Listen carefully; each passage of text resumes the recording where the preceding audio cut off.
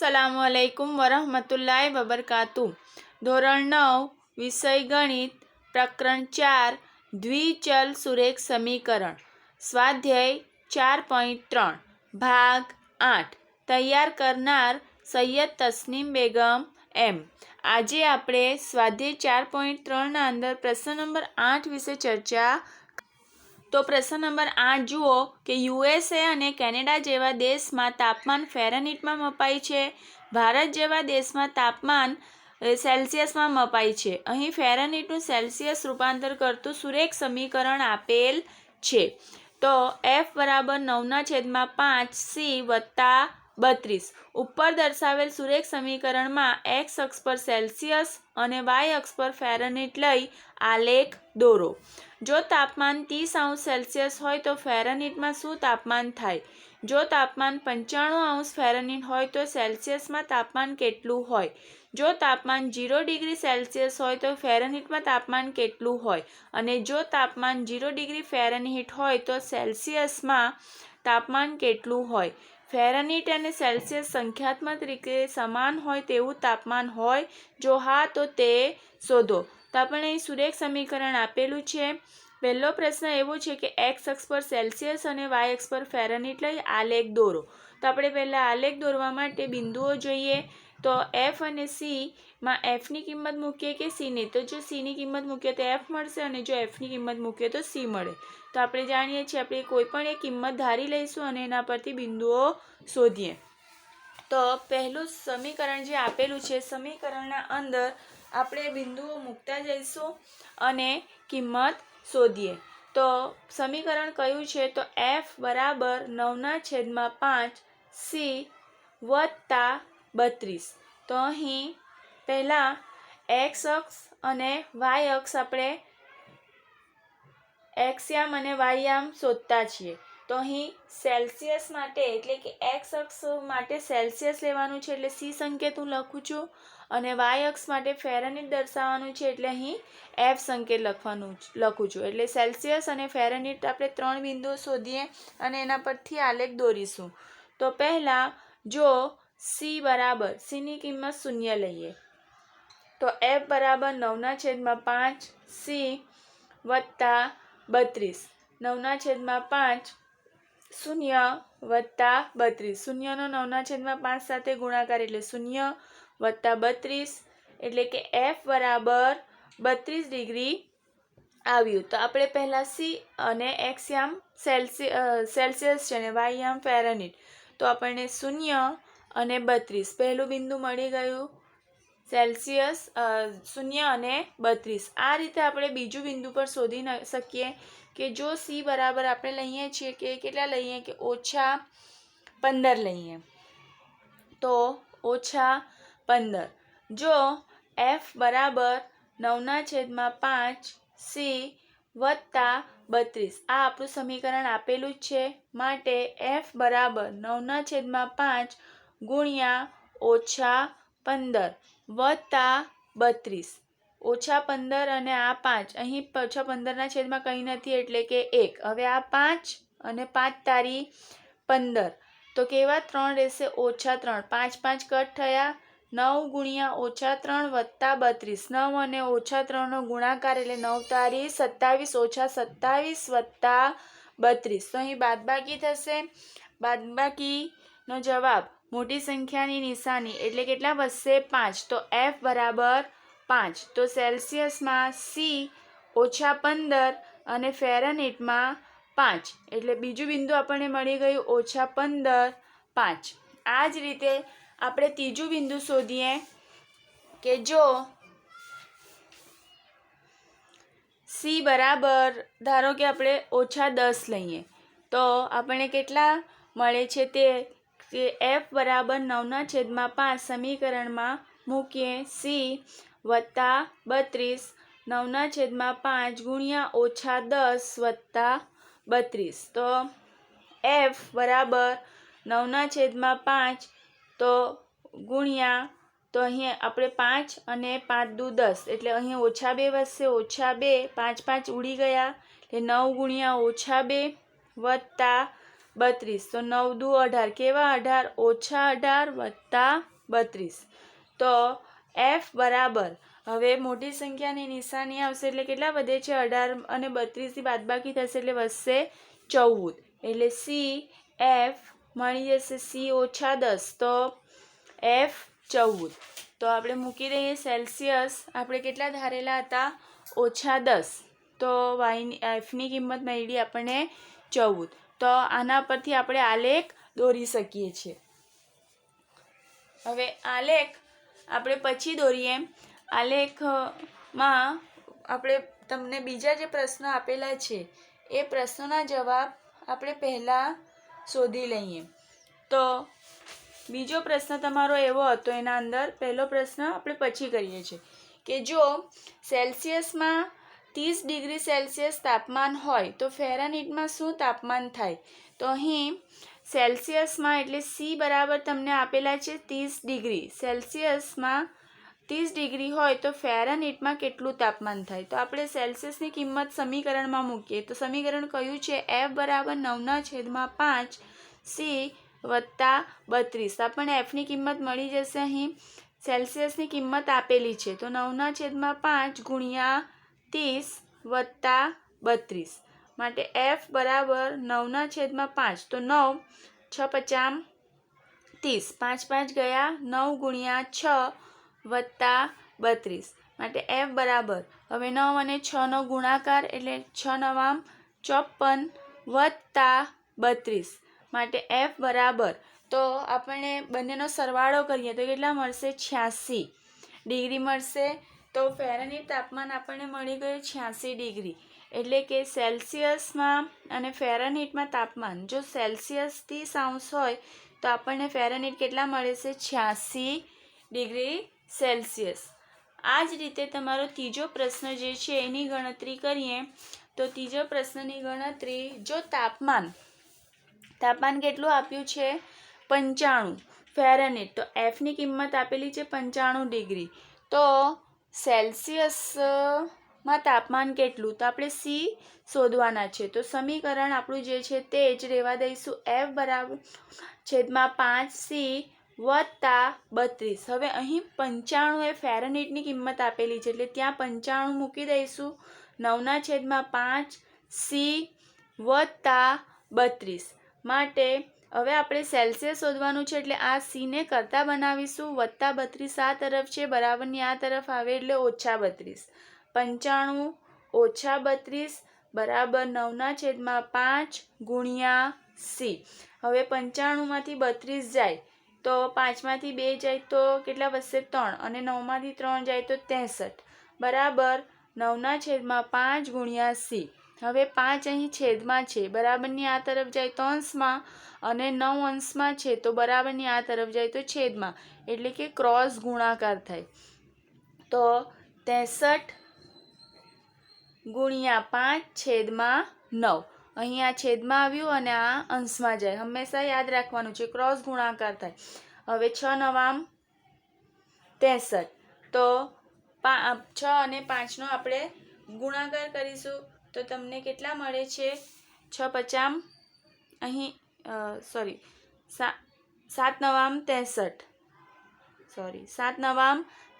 7 અને 5નો ગુણાકાર કરીશું તો 7 50 કેટલા આવશે 35 તો C તો સેલ્સિયસ આપણને મળી ગયું C બરાબર 35 ડિગ્રી સેલ્સિયસ તો આપણે કિંમત મૂકીએ C બરાબર 35 ડિગ્રી સેલ્સિયસ જુઓ 7 9 63 થયા હવે F પહેલાં નહીં લખવાના આપણે પહેલાં જે આપેલું છે તે જ X યામ C છે અને Y યામ F છે એ પ્રમાણે જ લખીશું તો 35 ડિગ્રી ફેરનહીટ હોય તો તાપમાન કેટલું આવે છે આપણને 95 ડિગ્રી ફેરનહીટ એટલે 35 ડિગ્રી સેલ્સિયસ તો ફેરનહીટ તાપમાન તમને મળે છે 95 આપણે આ બધા બિંદુઓ આલેખમાં દર્શાવવાના રહેશે આ બિંદુ પણ દર્શાવવું પડશે આ બિંદુ પણ દર્શાવવાનું છે એટલે આપણે પહેલાં પ્રશ્નના જવાબ આપી દઈએ છીએ હવે જો તાપમાન 0° સેલ્સિયસ હોય તો ફેરનહીટમાં તાપમાન કેટલું હોય તો આપણે શોધ્યું હમણાં પહેલાં જ આ કે જો તાપમાન 0° સેલ્સિયસ હોય તો ફેરનહીટમાં તાપમાન કેટલું હોય 32 તો ચોથા પ્રશ્નનો પહેલાંનો તો જવાબ આપણે શોધી જ નાખ્યો છે પહેલેથી, એટલે ત્યાં લખી દઈશું કે જો તાપમાન 0 ડિગ્રી સેલ્સિયસ હોય તો ફેરનહીટ તાપમાન આપણને 32 મળે છે. અને આવી જ રીતે જો ચોથો પ્રશ્નમાં જો તાપમાન 0 ડિગ્રી ફેરનહીટ હોય તો સેલ્સિયસમાં કેટલું? તો F બરાબર 9/5 C વત્તા 32. Fની જગ્યાએ 0, 9/5 C વત્તા 32. તો અહીં આ 5 બરાબરની આ તરફ જશે એટલે 0/5/9 અને આ રીતે થશે. પણ આ ક્યારે થાય? આપણે આને કરતા નથી બનાવવાના. પહેલાં +32 બરાબરની આ તરફ જશે પછી આ કરતા બનશે. એટલે આ પદ પહેલેથી નહીં આવે, એ ખાસ ધ્યાનમાં રાખવાનું છે. એટલે પહેલાં 0 +32 બરાબરની આમ જશે એટલે -32 બરાબર 9/5 C. આ રીતે થયું. હવે અહીં -32. હવે આ 5 ઉપર અંશમાં જશે અને આ છેદમાં જશે એટલે 5/9 બરાબર C. તો અહીં કંઈ ઉડે છે? તો આપણે અહીં 2ના ઘડિયા એટલે 16 × 2 = 32 બધા 2 છે, છેદમાં 3 છે. તો 5 અને 32નો ગુણાકાર કરી નાખીએ. તો 5 × 2 = 32 અને 5નો ગુણાકાર. તો હવે જુઓ 32 અને 5નો ગુણાકાર આવશે 160/9 બરાબર C. તો હવે આનો ભાગાકાર કરીએ તો ભાગાકારમાં -160/9 છે તો 160/9 કરીશું. 9 ને અહીં પહેલી બે સંખ્યાને ધ્યાનમાં લઈએ તો 9 કરતાં 16 મોટી છે એટલે ભાગ ચાલશે. 9 × 1 = 9, 9 × 2 = 18 એટલે 1 વડે ભાગ ચાલશે. 9 × 1 = 9 એટલે બે સંખ્યા માટે લઈએ છીએ. 16માંથી 9 જશે તો 16માંથી 9 જશે તો કેટલા વધશે? 7. ઉપરથી ઉતાર્યા 0. તો હવે સંખ્યા કઈ બની ગઈ? 70. 9ના ઘડિયામાં 70 આવે ત્યાં સુધી. તો 7 × 9 = 63, 9 × 7 = 63 અને 9 × 8 = 72. એટલે સંખ્યા વધી ગઈ એટલે કેટલા વડે ભાગ ચાલશે? 9 × 7 = 63 વડે ભાગ ચાલશે. એટલે અહીંયા બાદબાકી કરીએ તો કેટલા વધશે? અહીં 7. હવે 7 ને 9 કરતાં કેવી થઈ ગઈ? નાની સંખ્યા એટલે ભાગ ચાલતો નથી. તો આપણે અહીં દશાંશ સ્થળ મૂકીશું અને શૂન્ય મૂકીએ. દશાંશ સ્થળ અહીંયા મૂકીએ એટલે ભાગફળમાં બી દશાંશ સ્થળ મૂકવું પડે. હવે આ જે શૂન્ય છે આ શૂન્ય એ અહીં ઉતરશે એટલે સંખ્યા કઈ બની ગઈ? 70 બની ગઈ. ફરીથી ભાગ ચાલશે શેના વડે? તો 7 વડે ભાગ ચલાવીએ. 7 કેટલા વધ્યા? કેટલા આવશે? 63. ફરીથી કેટલા વધ્યા? 7. 0 એટલે આ અનંત સુધી ચાલ્યા કરે છે. તો આપણે અહીં લઈએ -17.7 બરાબર C. એટલે કે આ અનંત ચાલે છે બરાબર C. તો આપણે એને લખવું હોય, બે સંખ્યા બનાવવી હોય તો -17.8 લખી શકીએ. 7નો આપણે પાછળનો પોઈન્ટ પછીના અહીંયા 7 જે ચાલે છે તેના એ આગળના સંખ્યામાં 1 ઉમેરી શકીએ કેમ કે એ 5 કરતાં કેવી છે? મોટી સંખ્યા. એટલે આપણે એના 1 આગળ ઉમેરી દીધા અહીં. અને અહીં દશાંશ સ્થળ જો છે જ એટલે આપણને અહીં સેલ્સિયસ માપક્રમ બને છે -17.8. ક્યારે? જ્યારે 0 ડિગ્રી ફેરનહીટ હોય ત્યારે સેલ્સિયસ માપક્રમ કેવું છે? -17.8. તો આપણે અહીં લખી દઈશું સેલ્સિયસ અને ફેરનહીટ માટે જો -17.8 અને અહીં 0. એટલે આ રીતનો તમારો પ્રશ્ન આવશે. હવે પાંચમો પ્રશ્ન છે. પાંચમો પ્રશ્ન એવો છે કે ફેરનહીટ અને સેલ્સિયસમાં સંખ્યાત્મક રીતે સમાન હોય તેવું તાપમાન હોય? જો હા તો આવું તાપમાન છે હા. અને તે તાપમાન આપણને કયું મળે? તો એ તાપમાન આપણે આલેખ પરથી નક્કી કરીશું. પાંચમો પ્રશ્ન. હવે આપણે પહેલા પ્રશ્નનો જવાબ આપીએ. આલેખ દોરવાનો પ્રયત્ન કરીએ. તો આપણે આવી રીતનો મોટો આલેખ તમારે જે આવેલો છે તે લેવાનો છે. આ મોટા આલેખના અંદર આપણે જોઈ શકો છો આખો આલેખ છે એ આલેખ પસંદ કરવાનો છે. અહીં મેં એક્સ અક્ષ અને વાય અક્ષ આ રીતે દોરી દીધું છે. હવે અહીં પ્રમાણ માપ તો આપણે પ્રમાણ માપ કેટલું લઈએ? તો આપણે જોઈએ કે બિંદુઓ જે આપણે પસંદ કર્યા છે આલેખ દોરવા માટે, તો 0, 32, 15, પછી 86 આવા બધા બિંદુઓ આપણે શોધ્યા છે. 30, પછી -17.8, 32. તો 1 સેન્ટીમીટર બરાબર આપણે કેટલા લઈએ? તો ચાલ ધારી લઈએ કે 1 સેન્ટીમીટર બરાબર આપણે 5 એકમ લઈએ અને આલેખના ઉપર આપણે આ રીતે દર્શાવીએ. તો તમારે દર્શાવતા જવાના છે બિંદુઓ. તો 5, 10 એ પહેલાં એક્સ અક્ષને આપણે શું કીધું છે? સેલ્સિયસ કીધું છે. તો અહીં એક્સ અક્ષના બદલે હું સી લખીશ ને અહીં સી ડેશ લખીશ. એવી જ રીતે વાય અક્ષને આપણે શું કીધું છે? એફ કીધું છે. એટલે એફ અને અહીં નીચેની તરફ એફ ડેશ. 10, પછી અહીંયા 15, 20, 25, 30, 35, 40, 45.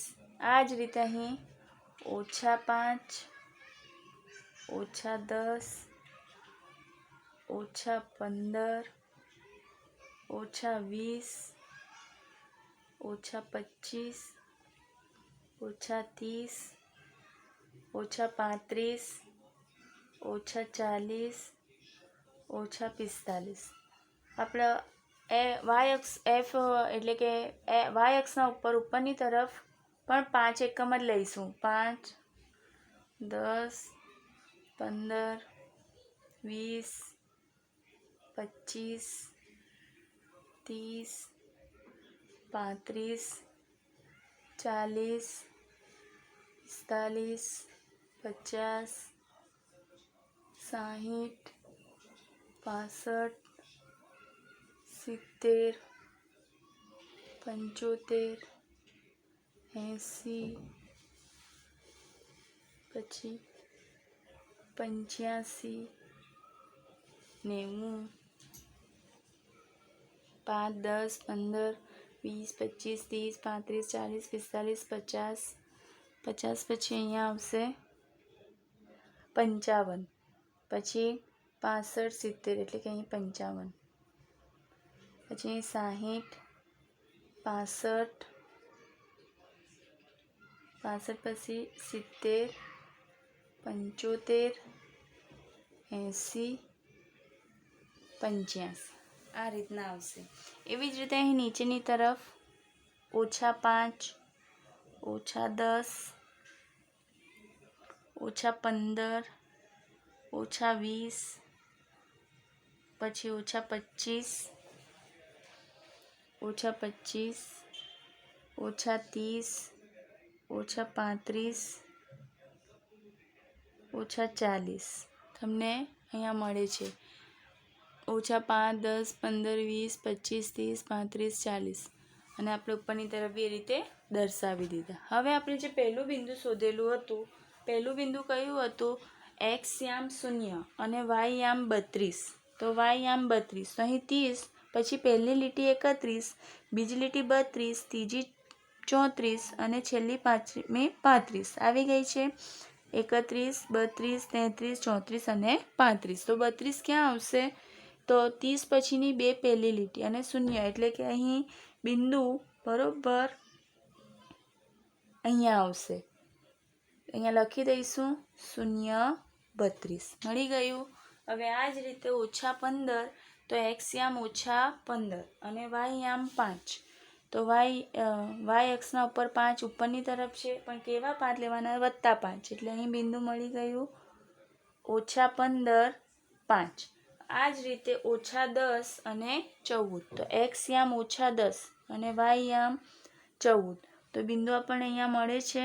બિંદુ આપણને મળ્યું એક્સ યામ 10 અને વાય યામ -14 એટલે +14 એટલે અહીંયા નીચે 15ની નીચે 1 પોઈન્ટ એટલે બિંદુ આપણને મળ્યું.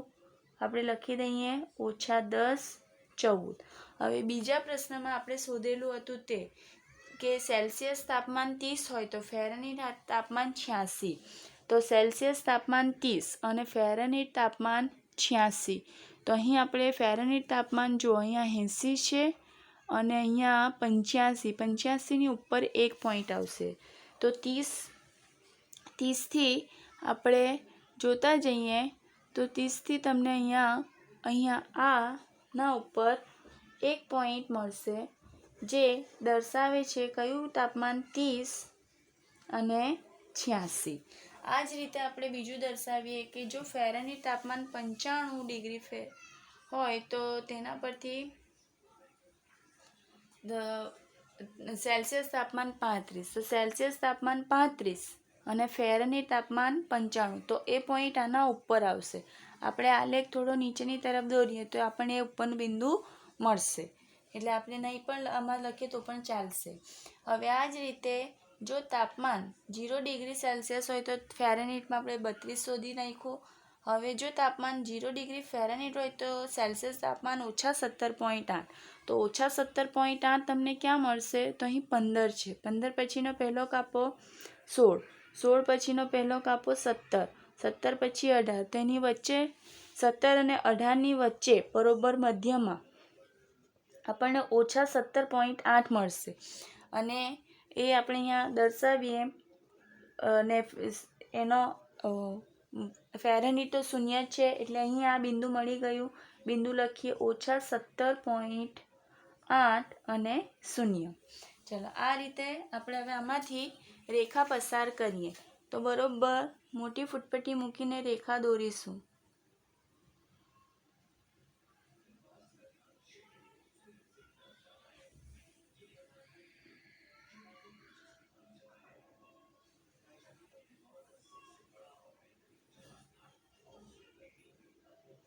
સોરી, અહીંયા 32 આપણે 35ની ઉપર બતાવી દીધું છે ભૂલથી.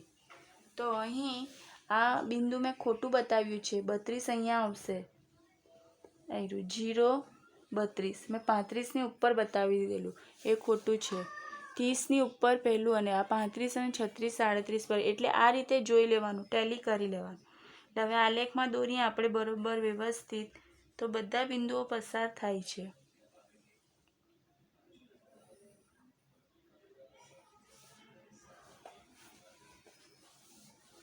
લાંબી ફૂટપટ્ટી મૂકીને આપણે રેખા દોરીએ તો સીધી રેખા દોરાશે.